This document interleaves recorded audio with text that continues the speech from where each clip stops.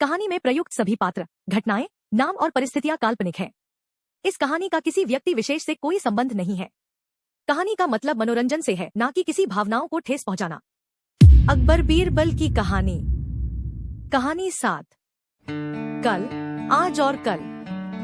एक दिन बादशाह अकबर अपने दरबार में आए और उन्होंने ऐलान किया, जो भी मेरे 3 सवालों का सही जवाब देगा उसे भारी इनाम दिया जाएगा।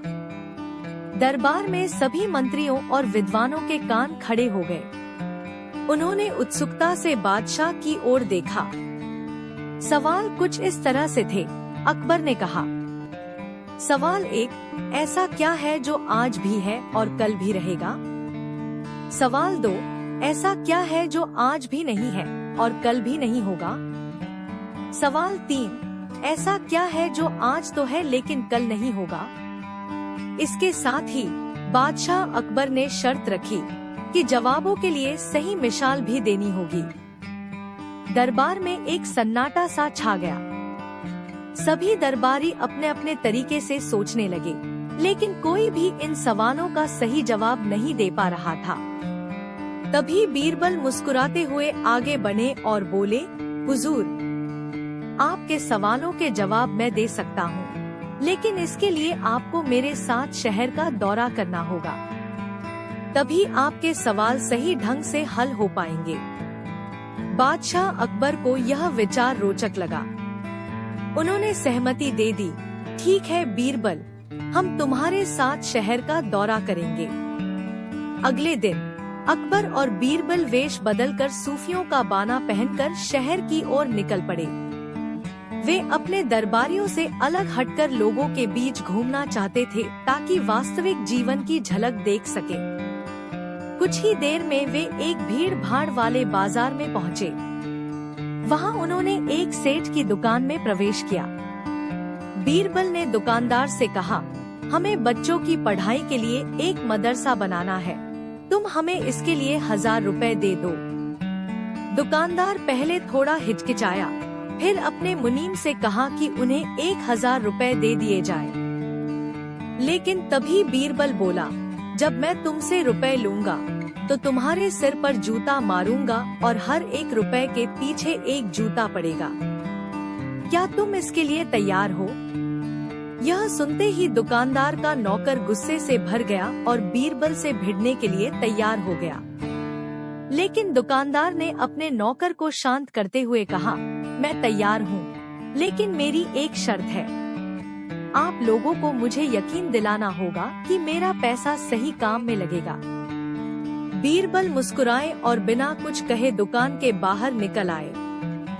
रास्ते में चलते हुए उन्होंने बादशाह से कहा, हुजूर, दुकानदार के पास आज पैसा है और नेक कामों में लगाने की नियत भी। यह उसके आने वाले कल के लिए भी फायदेमंद होगा।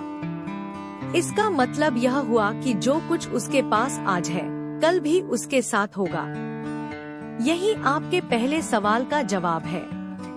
अकबर ने बीरबल को बोला कि हम आपके इस जवाब से इत्तेफाक रखते हैं, यानी सहमत है। फिर वे चलते हुए एक भिखारी के पास पहुँचे। उन्होंने देखा कि एक आदमी भिखारी को खाने के लिए कुछ दे रहा था, लेकिन वह भोजन भिखारी की जरूरत से कहीं ज्यादा था। बीरबल ने भिखारी से कहा, हम भूखे हैं, हमें भी कुछ खाने को दे दो। भिखारी गुस्से से बोला, भागो यहाँ से, जाने कहाँ से आ जाते हैं मांगने वाले। बीरबल ने बादशाह की ओर देखा और कहा, यह रहा आपके दूसरे सवाल का जवाब। यह भिखारी आज जो भी पा रहा है उसे सही तरह से इस्तेमाल नहीं कर रहा। इसका मतलब यह है कि जो कुछ इसके पास आज है वह कल नहीं होगा। अकबर ने बीरबल को बोला कि हम आपके इस जवाब से भी इत्तेफाक रखते हैं, यानी सहमत है। अब वे एक जंगल में पहुँचे जहाँ एक तपस्वी पीपल के पेड़ के नीचे बैठा तपस्या कर रहा था। बीरबल ने तपस्वी के सामने कुछ पैसे रख दिए। तपस्वी ने तुरंत अपनी आंखें खोली और बोला, इसे यहाँ से हटाओ, मेरे लिए यह बेईमानी से पाया गया पैसा है, ऐसा पैसा मुझे नहीं चाहिए।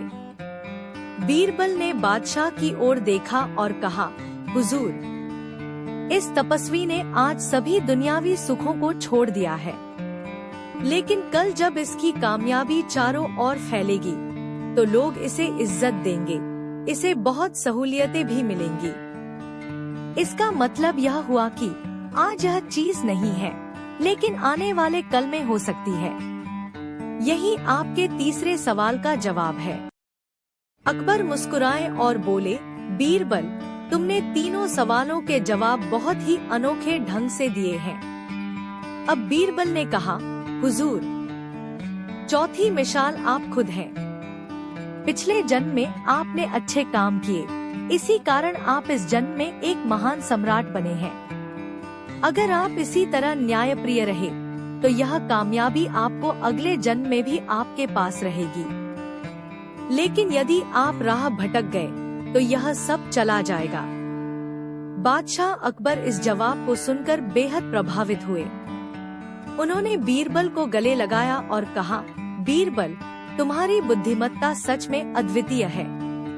तुम्हें इनाम में सोने की मोहरें दी जाएंगी।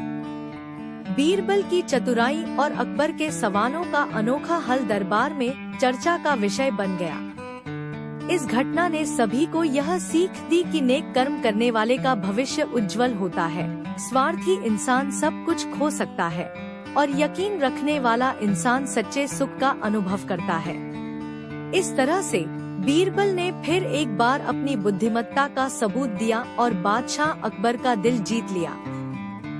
ये कहानी आपको कैसी लगी कमेंट बॉक्स में जरूर बताएं और नई कहानियों के लिए चैनल को सब्सक्राइब करें। Thanks for watching the videos. Please like and subscribe for more videos.